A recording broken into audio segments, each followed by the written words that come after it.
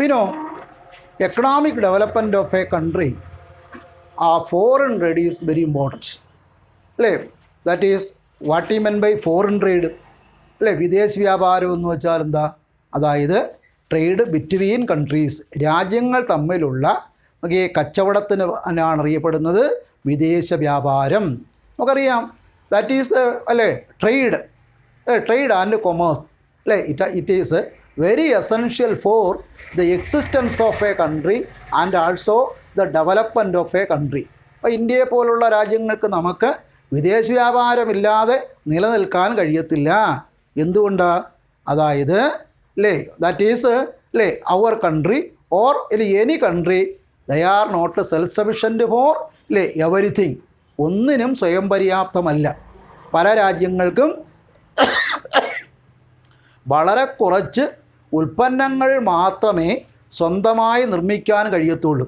അത് ചിലപ്പോൾ കാലാവസ്ഥാപരമായ climatic condition ആയിരിക്കാം, എക്കോളജിക്കലായിരിക്കാം, ദാറ്റ് ഈസ് എക്കണോമിക്കലായിരിക്കാം, ജോഗ്രഫിക്കൽ കണ്ടീഷൻ ആയിരിക്കാം. ഈ കാരണങ്ങൾ കൊണ്ട് most of the countries they are depend upon one or more products, that is others they were exported, that is from other countries. For example, India, we are dependent upon foreign trade because we are need bulk quantities of petroleum products. അത് petrol ഉൽപ്പന്നങ്ങൾ അത്യാവശ്യമാണ്. നമുക്കപ്പോൾ കയറ്റി അയക്കാനുള്ളതോ that is agricultural products, certain industrial products etcetera. അപ്പോൾ നമുക്ക് ആവശ്യമായ ഉൽപ്പന്നങ്ങൾ നമ്മൾ ഇറക്കുമതി ചെയ്യണം. ആയുധങ്ങൾ, പെട്രോളിയം പ്രോഡക്ട്സുകൾ, ചില ഭക്ഷ്യവസ്തുക്കൾ, രാസവസ്തുക്കൾ, ഇത് നമുക്ക് വൻതോതിൽ ഇറക്കുമതി ഇറക്കുമതി ചെയ്യണം. അതേ സമയത്ത് എന്ത് ചെയ്യണം? നമുക്ക് കയറ്റി അയക്കുകയും കൂടെ വേണം. കയറ്റി അയച്ച് ലഭിക്കുന്ന വിദേശ പണം കൊണ്ട് മാത്രമേ നമുക്കാവശ്യമായ സാധനങ്ങൾ ഇറക്കുമതി ചെയ്യാനായിട്ട് കഴിയത്തുള്ളൂ. അതുകൊണ്ട് ഒരു രാജ്യത്തിൻ്റെ കാർഷിക മേഖലയായാലും ഇൻഡസ്ട്രിയൽ സെക്ടർ ആയാലും is depend upon the development of trade and commerce. That is why foreign trade it plays an important role the economic development of India. That is during the British period, while we are examining that is India's foreign trade. ഇന്ത്യയുടെ foreign trade നമ്മൾ പരിശോധിക്കുമ്പോൾ രണ്ട് ഘടകങ്ങളാണ് foreign ട്രേഡിലുള്ളത്. ഏതൊക്കെയാണ്?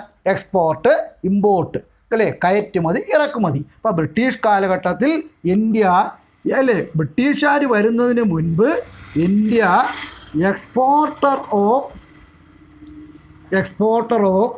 Finished products, നിർമ്മിത ഉൽപ്പന്നങ്ങൾ കയറ്റി അയച്ചു. ഇനി ഇമ്പോർട്ട് ചെയ്തതോ? ഇമ്പോർട്ടർ ഓഫ് റാ മെറ്റീരിയൽസ്. അപ്പോൾ ബ്രിട്ടീഷുകാർ വരുന്നതിന് മുൻപ് ഇന്ത്യ കയറ്റി അയച്ചിരുന്നത് ഫിനിഷ്ഡ് പ്രോഡക്ട്സ്, നിർമ്മിത ഉൽപ്പന്നങ്ങൾ. അതായത് തുണി തുണി, പരുത്തി തുണി, കയർ ഉൽപ്പന്നങ്ങൾ, ചണ ഉൽപ്പന്നങ്ങൾ, കരകൗശല ഉൽപ്പന്നങ്ങൾ, that were the important exports of India, that is finished products. ഇനി ഇറക്കുമതി ചെയ്തതോ? റാ മെറ്റീരിയൽസ്, അസംസ്കൃത വസ്തുക്കൾ. ഈ റാ മെറ്റീരിയൽസ് ഉൽപ്പന്നങ്ങളാക്കി കയറ്റി അയക്കുമ്പോൾ that is more advantages for a country. But Britishers came to India, that is to make foreign trade in favor of them. ബ്രിട്ടീഷുകാർക്ക് അനുകൂലമാക്കി വിദേശ വ്യാപാരം മാറ്റണം. ഒപ്പം തന്നെ മറ്റ് വിദേശ രാജ്യങ്ങളിലെ ഇന്ത്യയിലുള്ള മത്സരം എന്ത് ചെയ്യണം? അവസാനിപ്പിക്കണം.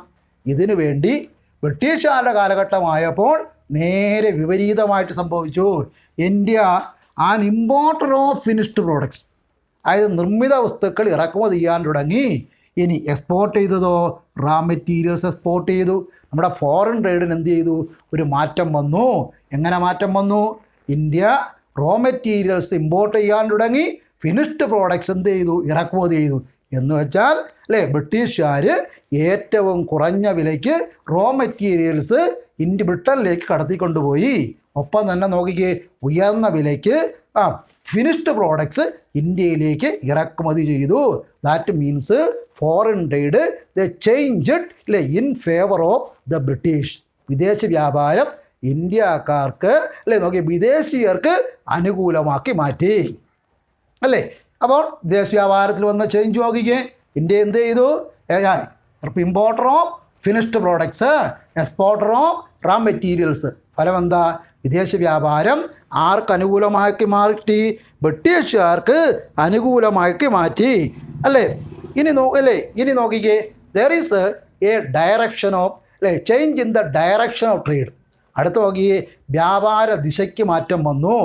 അതായത് അല്ലേ before Britishers came to India, that is അല്ലേ majority of Indian products were imported to അല്ലേ ചൈന, ദാറ്റ് ഈസ് അറേബ്യൻ കൺട്രീസും അല്ലേ സിലോൺ ഇന്നത്തെ ശ്രീലങ്ക. ബ്രിട്ടീഷുകാർ വരുന്നതിന് മുൻപ് ഇന്ത്യൻ ഉൽപ്പന്നങ്ങൾ കൂടുതലായി കയറ്റി വച്ചിരുന്നത് ചൈന അല്ലേ സിലോൺ ശ്രീലങ്ക അല്ലേ അറേബ്യൻ രാജ്യങ്ങൾ തുടങ്ങിയവയ്ക്കായിരുന്നു. എന്നാൽ ബ്രിട്ടീഷുകാർ വന്നപ്പോൾ അല്ലേ അതിന് ഡയറക്ഷന് മാറ്റം വന്നു. That is 50% of India's foreign trade now അല്ലേ that is during the British period under the control of Britain അല്ലേ.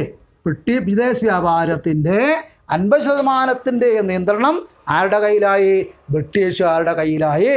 അപ്പോൾ ബ്രിട്ടീഷുകാർ വന്നപ്പോൾ ഇന്ത്യൻ വ്യാപാരത്തിൻ്റെ അല്ലേ നോക്കിയേ, ഒന്ന് ഘടനയ്ക്ക് മാറ്റം വന്നു അല്ലേ, രണ്ടാമത് വന്ന ഏതിനാ? ഡയറക്ഷന് മാറ്റം വന്നു, ദിശയ്ക്ക്. എങ്ങനെയാണ് മാറ്റം വന്നത്? അല്ലേ ഭൂരിപക്ഷം സാധനങ്ങളും അല്ലേ മറ്റു രാജ്യങ്ങളിലെ കയറ്റി വെച്ചിരുന്നപ്പോൾ ബ്രിട്ടീഷുകാർ വന്നപ്പോൾ ട്രേഡ് എന്ത് ചെയ്തു? Change in favour of Britain. 50% സാധനങ്ങളും ആർക്ക് വേണ്ടി മാത്രം വിട്ടു? ബ്രിട്ടനിലേക്ക് മാത്രം കയറ്റി അയച്ചു. അപ്പോൾ ഉള്ള ഫലം എന്താ? അവർ നിശ്ചയിക്കുന്ന വിലയ്ക്ക് തന്നെയാണ് ഉൽപ്പന്നങ്ങൾ കയറ്റി അയച്ചത്. എന്ന് വെച്ചാൽ വിദേശ വ്യാപാരം ബ്രിട്ടന് അനുകൂലമാക്കി മാറ്റി അല്ലേ. ദാറ്റ് ഈസ് ഇത് favour of Britain. But at the same time India as an agricultural country we have exported large quantities of different types of raw materials, food materials etc. നമ്മൾക്ക് അസംസ്കൃത വസ്തുക്കളും അല്ലേ ഭക്ഷ്യവസ്തുക്കളും ആയിരുന്നെങ്കിൽ പോലും വൻതോതിൽ കയറ്റി അയക്കാനുള്ള സാഹചര്യമുണ്ട്. കാരണം എന്താ? നമ്മൾ പറയുന്ന ബ്രിട്ടൻ എന്ന് പറയുന്നത് അല്ലേ അന്നത്തെ ഇംഗ്ലണ്ട് എന്ന് പറയുന്നത് ഇന്നത്തെ ഇന്ത്യയും പാകിസ്ഥാനും ബംഗ്ലാദേശും കൂടെ ചേർന്ന അതിബൃഹത്തായ രാജ്യമാണ്. അപ്പോൾ വൻതോതിൽ എന്ത് ചെയ്തു? ഇന്ത്യയിലെ ഉൽപ്പന്നങ്ങൾ കയറ്റി അയക്കാനുണ്ട് അല്ലേ. അപ്പോൾ സ്വാഭാവികമായിട്ടും ഇന്ത്യക്കുണ്ടായിരുന്നു ഏതാ? Export surplus. ഇന്ത്യക്ക് വൻതോതിൽ എക്സ്പോർട്ട് സർപ്ലസ്. എക്സ്പോർട്ട് സർപ്ലസ് കയറ്റുമതി മിച്ചം. അതായത് ഇറക്കുമതി ചെലവ് കയറ്റുമതി വരുമാനത്തിൽ നിന്ന് ഇറക്കുമതി ചെയ്യുന്ന സാധനങ്ങളുടെ വിലകൾ കുറയ്ക്കുമ്പോൾ അതാണ് സർപ്ലസ്, മിച്ചം. അതായത് ഒരു രാജ്യത്തിൻ്റെ വികസനത്തിന് വേണ്ടത് എക്സ്പോർട്ട് സർപ്ലസാണ്. എന്ന് വെച്ചാൽ എന്ത് ചെയ്യുന്നു അല്ലേ? Value of the difference between export and import. Export earnings when exceeded അല്ലേ ഇമ്പോർട്ട് എക്സ്പെൻഡിച്ചർ അല്ലേ. കയറ്റുമതി വരുമാനം ഇറക്കുമതി ചെലവിനേക്കാൾ അധികരിക്കുമ്പോൾ അവിടെ എന്ത് വരുന്നു? എക്സ്പോർട്ട് സർപ്ലസ് വരണം അല്ലേ. അപ്പോൾ ഇന്ത്യ നോക്കിക്കേ, ഇന്ത്യക്ക് എന്തുണ്ടായിരുന്നു? എക്സ്പോർട്ട് സർപ്ലസ് ഉണ്ടായിരുന്നു. അതായത് കയറ്റുമതി മിച്ചം ഉണ്ടായിരുന്നു. പക്ഷേ ഈ കയറ്റുമതി മിച്ചം this export surplus Britishers were not used for അല്ലേ ദ ഡെവലപ്മെൻറ്റ് ഓഫ് ഇന്ത്യ. ഇന്ത്യയുടെ വികസനത്തിന് വേണ്ടി ഉപയോഗിച്ചില്ല. മറിച്ച് this export surpluses were ഡീഫ്ലീറ്റഡ് by British by different means. അപ്പോഴോ അതായത് വ്യത്യസ്ത മാർഗങ്ങൾ ഉപയോഗിച്ച് ഇന്ത്യയിലെ കയറ്റുമതി മിച്ചം മുഴുവൻ ബ്രിട്ടീഷുകാർ ഊറ്റിയെടുത്തു അല്ലേ. ഓരോരോ കാര്യങ്ങൾ പറഞ്ഞ് ഇന്ത്യയിലെ കയറ്റുമതി മിച്ചം മുഴുവൻ ബ്രിട്ടീഷുകാർ ഊറ്റിയെടുത്തു. അപ്പോൾ നമ്മൾ പറയാൻ പോകുന്ന ഇതാണ് what were the methods used by the Britain for deflation of India's അതൊക്കെ എക്സ്പോർട്ട് സർപ്ലസ് അല്ലേ. മെത്തേഡ്സ് ഓഫ് അല്ലേ deflation of India's export surplus അല്ലേ. ഡീഫ്ലീഷൻ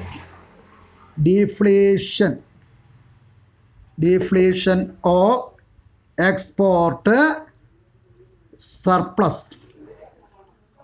എക്സ്പോർട്ട് സർപ്ലസ് ഈ കയറ്റുമതി മിച്ചം ഊറ്റിയെടുക്കുവാൻ ബ്രിട്ടീഷുകാർ ഉപയോഗിച്ച മാർഗം അല്ലേ. മാർഗങ്ങൾ നോക്കിക്കേ അല്ലേ ഉപയോഗിച്ച മാർഗം നോക്കിക്കേ അല്ലേ. Important method is foreign trade അല്ലേ ദാറ്റ് ഈസ് ദേ ആർ അല്ലേ ഒന്ന് വാർ എക്സ്പെൻസസ്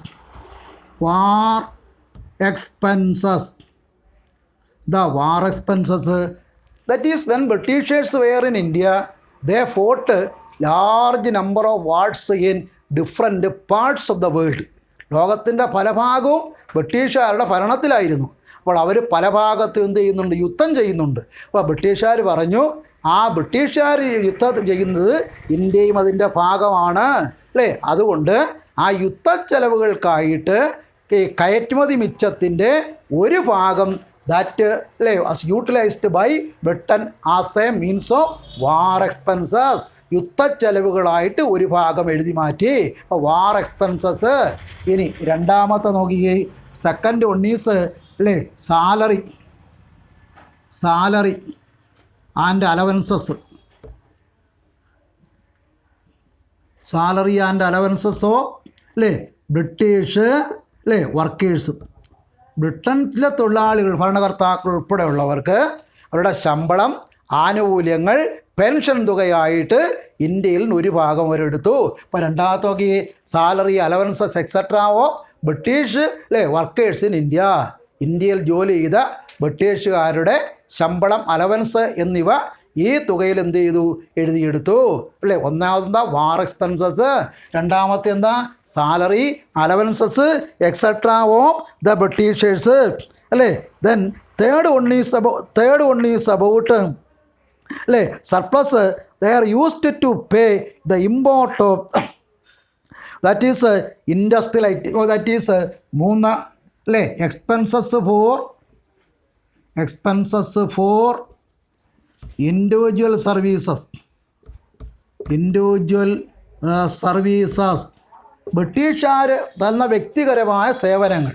ആ സേവനങ്ങൾ എന്ന് പറയുമ്പോൾ ബ്രിട്ടീഷ് കാലഘട്ടത്തിലാണ് they were started in Indian railway, post and telegraph, several schools, bridges, roads etcetera. അപ്പോൾ ഇതൊക്കെ നിർമ്മിക്കാൻ വന്ന സാങ്കേതിക വിദഗ്ധരുടെ ശമ്പളമായിട്ട് ഇതിൽ നിന്ന് ഒരു ഭാഗം അവരെഴുതിയെടുത്തു. ഇപ്പോൾ ഒരു ഭാഗം എഴുതിയെടുത്ത് ഏതിനൊക്കെയാണെന്ന് നോക്കിയേ അല്ലേ, that expenses for individual services അല്ലേ വ്യക്തിപരമായ സേവനം, റോഡുകൾ, പാലങ്ങൾ, സ്കൂളുകൾ, റെയിൽവേ അല്ലേ അങ്ങനെയുള്ള ധാരാളം സ്ഥാപനങ്ങൾ അല്ലേ വ്യവസായ സ്ഥാപനങ്ങൾ ഇതൊക്കെ നിർമ്മിച്ചപ്പോൾ ഇതിന് സാങ്കേതിക സഹായം കൊടുത്തത് അല്ലേ ഈ ബ്രിട്ടീഷുകാരാണ്. അപ്പോൾ ആ സാങ്കേതിക സഹായത്തിനായിട്ട് ഒരു ഭാഗം ബ്രിട്ടീഷുകാർ ഈ കയറ്റുമതി മിച്ചത്തിൽ നിന്ന് എടുത്തു. അതാണ് നമ്മൾ കൊടുത്തത് എന്താ അല്ലേ service expenses for industrial services. നാലാമതായിട്ട് നോക്കിയേ ഇമ്പോർട്ട് ഓഫ് കറോസിൻ ഫുഡ്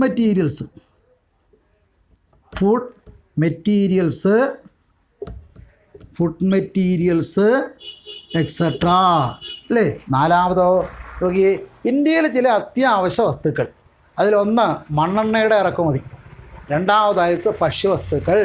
ഇന്ത്യയിൽ ഭക്ഷ്യക്ഷാമം നിലവിലുണ്ടായിരുന്നു അല്ലേ. അതിനുള്ള പ്രധാനപ്പെട്ട കാരണം ഇന്ത്യൻ അഗ്രികൾച്ചർ എടുത്തപ്പോൾ നമ്മൾ പഠിച്ചു, അതായത് ബ്രിട്ടീഷുകാരുടെ വ്യവസായ അഭിവൃദ്ധിക്ക് വേണ്ടി ഭക്ഷ്യവസ്തുക്കൾ കൃഷി ചെയ്ത പ്രദേശങ്ങൾ they compelled Indian cultivators the cultivation of money crops, cotton textiles അല്ലേ, ജൂട്ട് അല്ലേ, then plantation crops such as tea, coffee etcetera.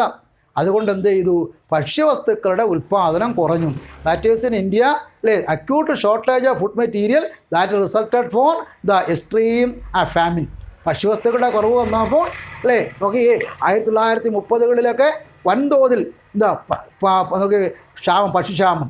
അതിൽ ചരിത്രം രേഖപ്പെടുത്തിയിട്ടുള്ള ഏറ്റവും വലിയ ഭക്ഷ്യക്ഷാമത്തിന് അറിയപ്പെടുന്ന പേരാണ് ബംഗാൾ ഫാമിൻ. ഈ ബംഗാൾ ഫാമിനിൽ ഏകദേശം അനേക ലക്ഷങ്ങളാണ് പട്ടിണി മൂലം മരിച്ചത്.